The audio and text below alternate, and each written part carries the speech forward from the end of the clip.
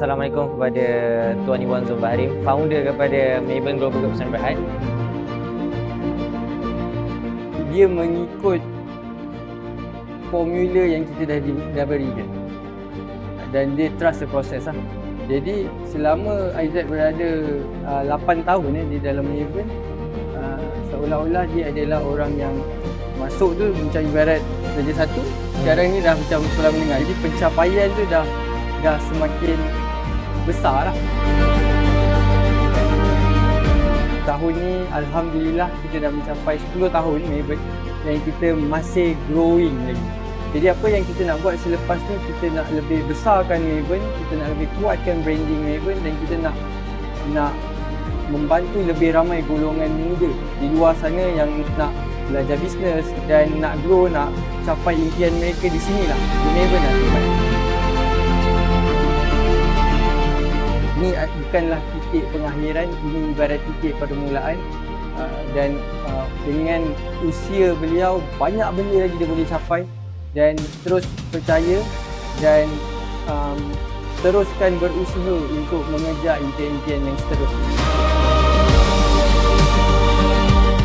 Apa yang saya nampak dari dia dulu dan sekarang sangat berbeza.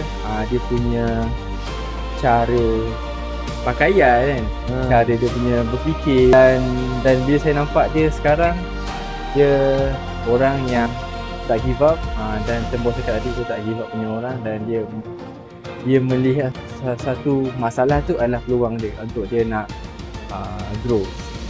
Tanya dah 8 tahun dalam Maybank. Jadi Tuan Aisyat bangga tak? Alhamdulillah sangat bangga. Saya nak menangis tadi. Saya dah peluk lah.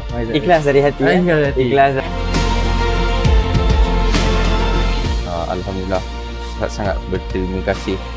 Benda yang kita nak capai ni bukan mudah. So of course lah rasa happy to the top lah. To the top.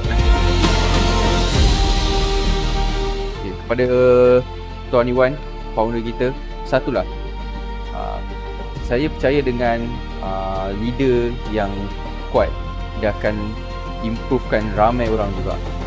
Good leader, dia akan create more great leader. Tapi apa yang saya nampak pada Tuan Iwan, dia sangat-sangat membantu dari segala aspek. Saya nak ucapkan banyak terima kasih kepada Tuan Iwan sebab selalu ada lah dengan Maybankers ni untuk improvekan diri.